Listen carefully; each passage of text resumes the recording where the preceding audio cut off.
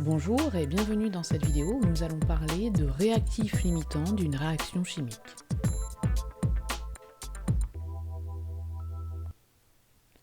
Commençons par observer une transformation chimique. On place un morceau de métal sodium solide dans un bécher rempli d'eau. On laisse la transformation chimique évoluer jusqu'à atteindre l'état final.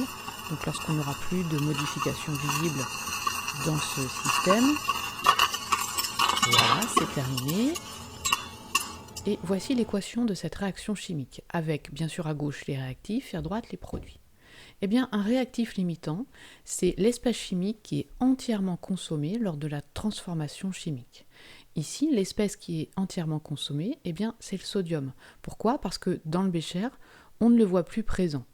Et au niveau de l'eau, le deuxième réactif, eh bien là, on voit clairement qu'il est encore présent. Alors attention, c'est une petite simplification. Là, on observe, on verra un petit peu plus tard comment faire les calculs pour déterminer le réactif limitant.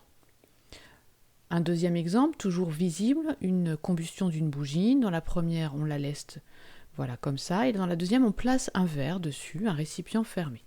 On voit que lors de la deuxième transformation chimique, la bougie s'éteint. Ici, l'équation de la réaction chimique, C16H34 est la paraffine, et comme c'est une combustion, il y a le dioxygène qui est le deuxième réactif. Mettez sur stop et essayez de déterminer le réactif limitant dans chacune des deux transformations chimiques. Alors, si vous l'avez fait, bien sûr, la première bougie va s'éteindre quand il n'y aura plus de bougie, c'est-à-dire plus de paraffine, donc le réactif limitant est celui-ci, alors que dans la deuxième situation, la bougie s'éteint car il n'y a plus de dioxygène dans le récipient fermé autour de la bougie. Tout a été consommé. Donc dans la deuxième transformation chimique, le réactif limitant est le dioxygène. Alors si vous voulez, vous pouvez vous amuser à faire les bilans des transformations chimiques ici qui sont différents. Je vous laisse mettre sur pause et regarder. Alors on continue avec une troisième transformation chimique. On place un morceau de métal magnésium dans une solution d'acide chlorhydrique. On laisse la transformation chimique évoluer. On peut identifier le dihydrogène qui se forme par un test avec une petite allumette. Je vous rappelle, on a vu ça en début d'année. Voilà, une petite détonation. Et on atteint l'état final du système.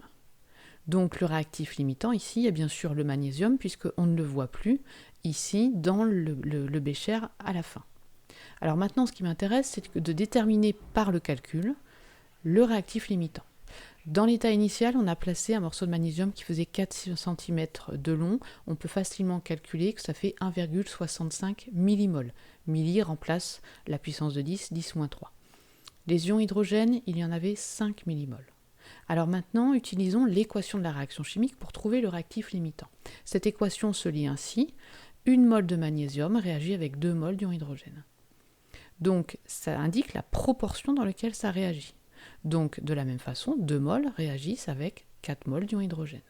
Ou bien encore 1 millimol de magnésium réagit avec 2 millimols d'ion hydrogène. Et nous, ce qui nous intéresse ici, c'est 1,65 millimol de magnésium, eh bien, réagit avec combien d'ion hydrogène ? Eh bien, il suffit de faire un produit en croix ou un tableau de proportion et on trouve facilement que ça fait 3,3 millimol. Alors, 3,3 millimol, mais nous en avons placé 5 millimol, donc c'est plus important. Donc forcément, H+, les ions hydrogène vont être en excès, et à l'inverse, le magnésium va être en défaut, c'est ce que l'on appelle le réactif limitant. Donc, comme l'équation bilan indique la proportion dans laquelle les réactifs réagissent, on peut aussi tout simplement comparer la quantité de matière de magnésium divisée par son coefficient stoichiométrique et la quantité d'ion hydrogène divisée par son coefficient stoichiométrique. On va alors avoir 3 possibilités et ça revient au même que le petit tableau de proportion qu'on vient de voir. Faisons tout de suite le calcul. Ici, si je calcule 1,65 sur 1 et 5 sur 2, eh bien, je trouve que je suis dans cette situation, le magnésium est le réactif limitant. C'est exactement comme le tableau de proportion que nous avons fait précédemment. Que devez-vous retenir dans cette vidéo ? Eh bien, vous devez retenir qu'une équation de réaction chimique est un bilan en quantité de matière et que si l'on compare les quantités de matière des réactifs divisées par le coefficient stoichiométrique, eh bien, on va avoir 3 situations. pas de réactif limitant, c'est ce qu'on appelle les proportions stoichiométriques, ou bien l'un des deux réactifs limitants. Voilà pour cette vidéo et je vous dis à bientôt.